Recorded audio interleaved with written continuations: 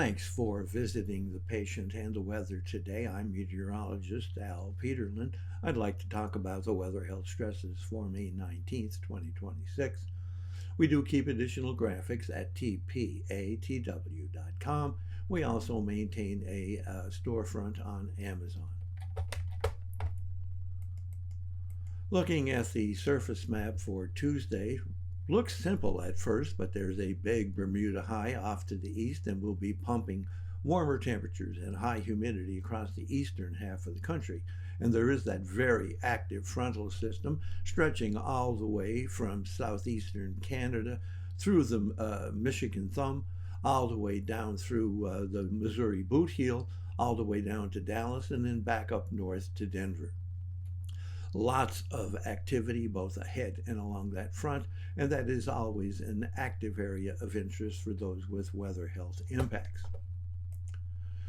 Looking at our vitality index, a composite of all of the individual weather elements that can have some impact on a person's health, and you'll notice that vast portions of the country have at least a very minimal impact, but the really significant areas are here in the plains from Texas all the way up through Nebraska and the middle to upper Mississippi Valley, especially across Minnesota and into Wisconsin. Note that we still do have some activity lingering in the Northeast.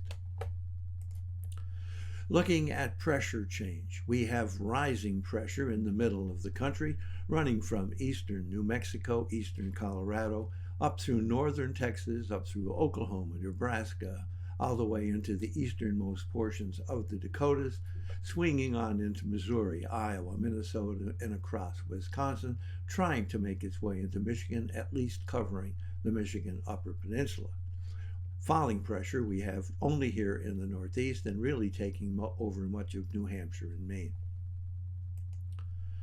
Temperature change, and many people discount temperature change, but there is a lot of activity going on with temperature change, and we have rising temperatures here in the central and northern Rockies.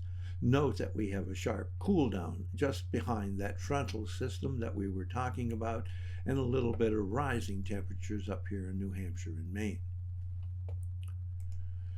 Dew point temperatures, again, far more significant than most people realize, and note that we have significantly rising dew point temperatures here in Northern California and Oregon.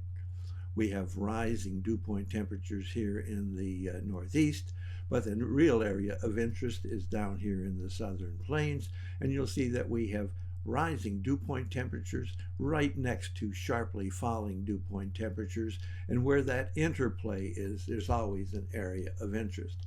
As you look at the vapor change, it very much just confirms that, but again, very interesting area right here in the Texas Panhandle. Note on instability is what we look at for the significance for showers, thunder showers, and unsettled weather.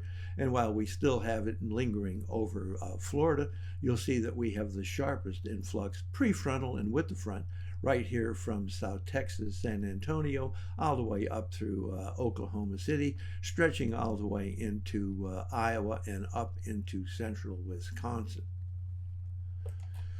Looking at the change in dew point, and rather in our oxygen availability, you'll see we have the migraine threat or risk significantly across Texas, across Oklahoma, on into Kansas, and then shifting eastward, just touching the area of Arkansas, into Missouri, Iowa, up into Minnesota, very sharp across Illinois and Wisconsin, and extending on across Michigan.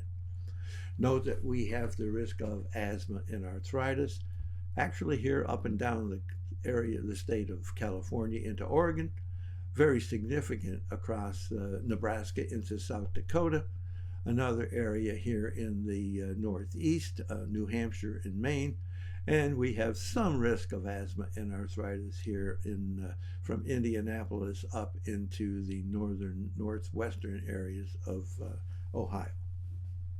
Thanks for visiting the patient and the weather. Your comments are appreciated, and if you hurt, let us know where you're